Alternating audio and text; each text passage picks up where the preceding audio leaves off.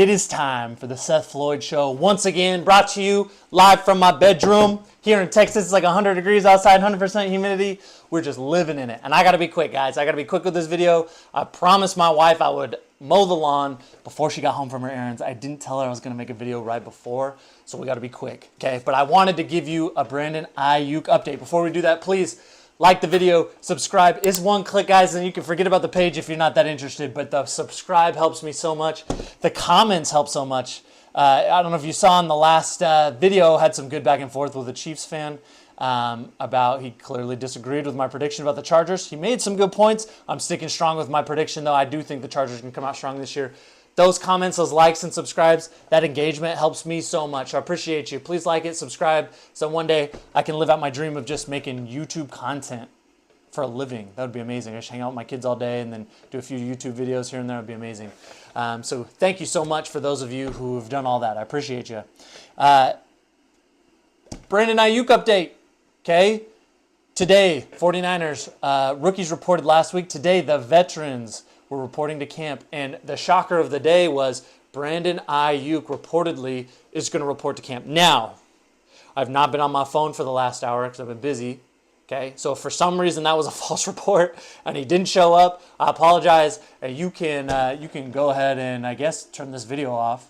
But I think he reported. That was what was said today in the news by everybody. Okay, Twitter, ESPN, everybody. So he reported, and it was not looking that way. Okay, you know, a week ago he requested a trade. It sounded like things were getting pretty bad. I think all of us assumed he was going to hold out and not show up and just take on those fines.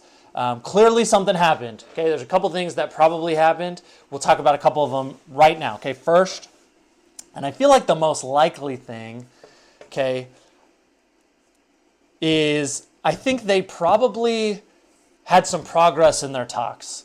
I don't think he's about to sign a deal tomorrow, okay?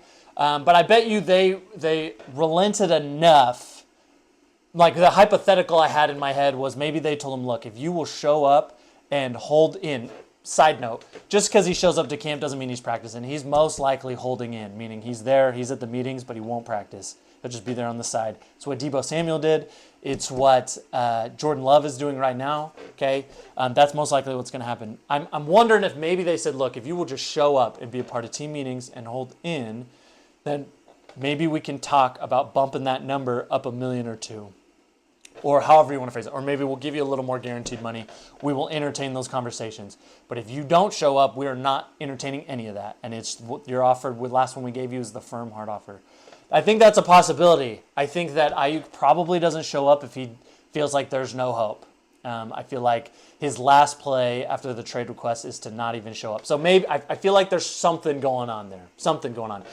The other possibility is just he realizes he is going to accrue too many fines. And he's like, I can't take that kind of hit. And yes, the 49ers could waive the fine, so that makes me feel like maybe he's not really, that wasn't really it, but you never know. He's still on a rookie deal, which means he hasn't made a ton of money, clearly. That's why we're having this whole conversation about his contract. But I think that he knows they could have waived him, so my guess is there was some type of progress. Some type of progress. Don't think he's going to practice. It feels like trade talks would be off the table, but John Lynch did say something important today in his press conference that some of the media guys are running with. Larry Krueger, who's a 49er beat, I don't know if he would call himself a beat reporter, but he's a media guy. Also, Mike Silver quoted this. Okay, he made the point to look at this when John Lynch today at the presser was asked if Aiyuk will be traded. John Lynch responded with, quote, "There's no absolutes there," end quote. I don't know if that was the actual quote. That's what I wrote down. I might have paraphrased that. Sorry if I got it wrong. But basically saying, I never say never, or, you know, he's always leaving the door open. But he always does. The only player he shut it down with was Nick Bosa, which rightfully so. I wouldn't make too much of that. I really don't see a situation where there's a trade.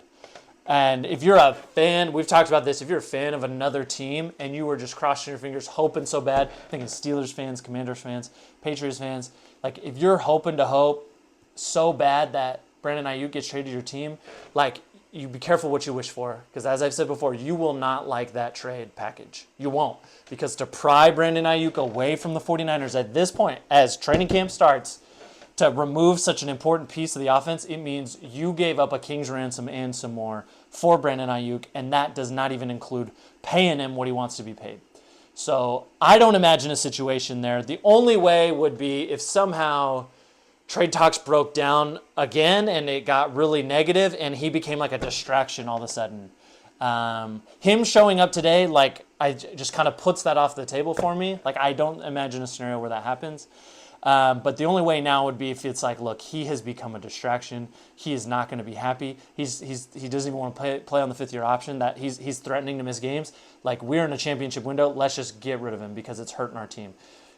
I don't think he's that kind of guy. I know he's done a lot in the offseason now trying to negotiate, but like, he seems like a quiet, mild-mannered guy to not go out of his way to like ruin a culture of his teammates. Like, he loves his teammates. He loves the 49ers and the brothers he goes to war with every Sunday. Like, he's not that kind of guy to ruin that. Like, he's not going to go Antonio Brown on everybody and make things crazy.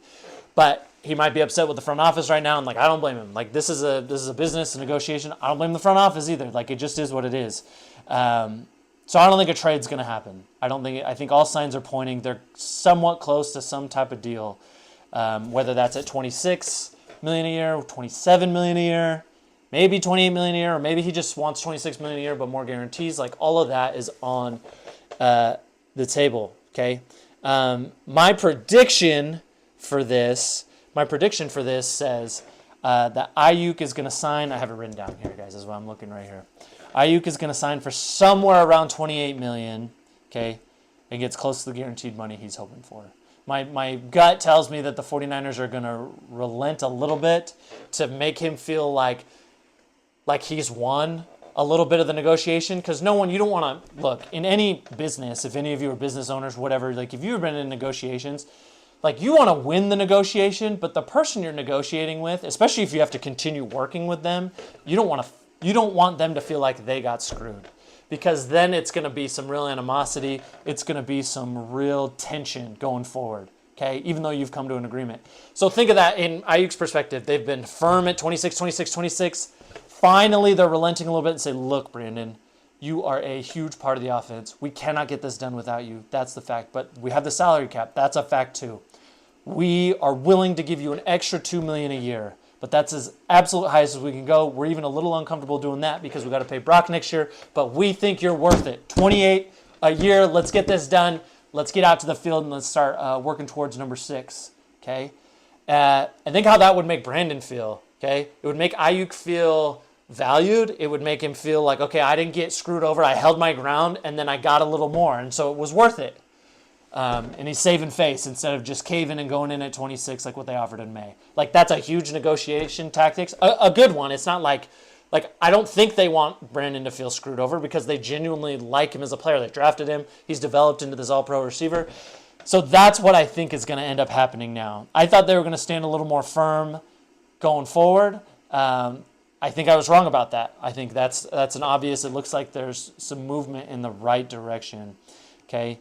The one question I had with a coworker today, when I was just thinking about it, and we're talking about it, is why do the Niners play so much hardball?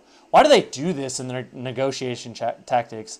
I was thinking, and what it came down to is the importance of the position. So, like, think about it. Last year, they played hardball with Nick Bosa, and it was a mistake, in my opinion. Definitely was. Bosa will tell you that him being out of training camp for so long hurt him for so long. He didn't show up to training camp. He showed up like the week of week 1, and it took him a few weeks to get his footing under him, and I don't think he ever played to the level that he really had hoped for. Now, there were some things going on in the defense. I don't think Steve Wilkes was the best man for the job. That's why he's not here anymore, so that probably had something to do with it too. But Bosa admitted to not feeling his best. Pass rusher is a premium position, and he'd just come off the defensive player of the year. Like, they didn't have any leverage. You knew you were going to pay him because he had to get paid. He had to get paid at a premium position. I listed out the importance of the different positions, like in the level of importance, okay, of players on a football field, positions on a football field. Not talking specific players, just the position itself. So at 1, I have QB. I don't think that's debatable, arguable. No one will argue with me on that. Number 2 would be pass rusher. I think if you wanted to tell me left tackle, like I would hear you out, but pass rusher, and that's where Bosa falls in. Like there's just no reason to play hardball with them. They tried to, it didn't pan out the way they wanted it to. It wasn't the end of the world. Like they got to the Super Bowl. They didn't lose the Super Bowl because Nick Bosa wasn't there in training camp, but the continuity of the team might have been a little better. So they shouldn't have played hardball with Nick Bosa. Next year, they shouldn't play hardball with Brock Purdy. Now, I think Brock Purdy is like salt of the earth, like as humble, good of a dude as they come. I think all 49er fans feel that way. I think that's going to be an easier negotiation, but the 49ers should not be trying to nickel and dime him. There should be some happy medium, but if it's pretty clear Brock wants what he wants, then I'm more open to them just kind of giving him what he wants. Part of that's because I don't think he's going to ask for $75 million a year. But maybe he will. Who knows? Who knows? This Jordan Love contract might drop soon. So who knows? The Dak The Dak project why am I talking like this? It's because I'm thinking about mowing the lawn, guys, and that's a freaking project. The Dak contract, okay, could affect it too, I guess. That one really would affect it, I would think, because that's their comp last year. They were pretty similar in a lot of areas. But I think Brock is going to be reasonable. I think the 49ers should just jump on whatever number he wants, assuming it's not $75, $80 million a year. But we'll see. So I have QB1. I have pass rusher 2. Number 3, I have the left tackle / O-line. Okay, the left tackle is a premium, but you got to take care of the offensive line. Number 4, I have the DBs. Okay, it's such a pass-heavy league. Okay, you have to be able to defend it. And it is easier, it is a lot harder to defend the pass than to go out and run a route and catch a pass. If you don't believe me, go out with your friends and try to do it. Or go out and play against somebody who's actually like can play a little bit. I don't know what your physical state is, whoever's watching this. Maybe you're not an athlete. Or maybe your buddy or guardian's not an athlete and you're going to think, oh, playing DB is easy. It's not easy. It's your best athletes on the team need to be your DBs as far as agility and change of direction. It's incredibly hard, okay? After the DB, I'd say the interior defensive line. It's less of a run-heavy league, but the 49ers almost lost 2 playoff games because they could not stop the run to save their lives, okay? After interior D-line, I'm going linebacker. So I'm going basically all defense, all defensive players before you finally get to wide receiver. What was that? 1, 2, 3, 4, 5, 6, 7. I would put wide receiver probably like 7th most important. That is why they're playing hardball with Brandon Aiyuk, and that is why it doesn't bother me. Now, I hope they don't do it to the point where it affects the relationship, where the offense can't get cohesive because Brandon's missed all this time, like whatever. I hope it doesn't get to that point. But I'm just saying I understand management's thoughts. Like, guys, we only have so much cap space. We have to pay Brock Purdy next year. Like, are we really about to pay Brandon $30 million a year? Like, I love him, but he's a wide receiver, guys. It's the whole argument, like with running backs. Like, the running back market is what it is. It's super suppressed. It's crazy that the wide receiver market has blown up the way it has because really, like, I know Justin Jefferson's worth it. I'm not saying that he's not. I think CeeDee Lamb's probably worth it. Tyreek Hill definitely worth it.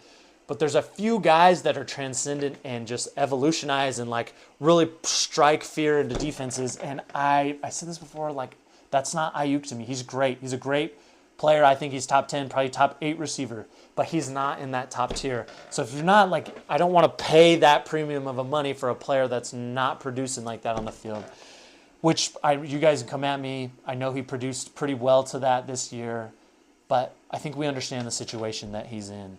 So, in summary, like, I'm okay with them taking this route. And it feels like they're making progress. That's, at the end of the day, that is what I'm trying to say. Is it feels like they're making progress towards a deal, which is a great thing. It's a great thing. Let's get this done in the next week or two. Get him on the field. Get him practicing. Let's start winning games and hopefully get back to the Super Bowl. Now, I will say this. Is the last thing I want to say, and then I got to go mow. I got to go mow the freaking lawn, guys.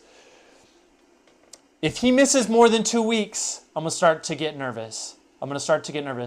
Not because I don't think he will sign or he won't just play on the 5th-year option. I don't see any scenario where he will miss actual games. No way. He's forfeiting $800,000, $900,000 a game if he does that. No chance he does that. But like Deebo Samuel's contract year, when he held in for a little bit, he signed on July 31st. That's like a week into camp. And he talked about how it affected him. Now, he was talking about the whole off-season process. Aiyuk's already done that. Like the uncertainty, the not being with your team as much, like that's already going to play a factor into how Brandon plays this season, okay? If he misses 3 weeks of camp, more than 2 weeks of camp, like that's going to make me nervous. Doesn't mean he won't get into form halfway through the season, but it just like history shows when you miss training camp, you are going to play worse during the season, at least in the beginning of the season. We saw it with Bosa last year. We've seen this, okay? So that's what I'm watching for now. I think I know what to expect from the Niners front office when a deal gets done. It'll be less than $30 million a year. Maybe I'll be wrong. I don't know, but that's kind of the vibe I'm getting. So now I'm just looking, how long is he actually going to be out? How much time is he going to miss?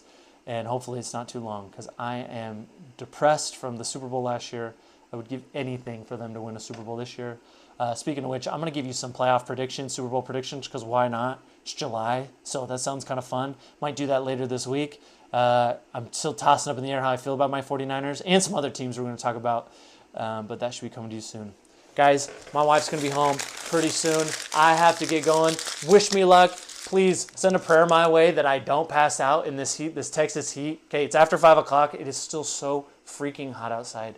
Please send me your thoughts, your prayers, and if nothing else, to help me save, I know what'll help me get through mowing the lawn is if you like this video, if you subscribe to the page, leave me some comments. The comments are great because it boosts, who can see the videos. That would be awesome. I'm out, guys. I'll see you next time.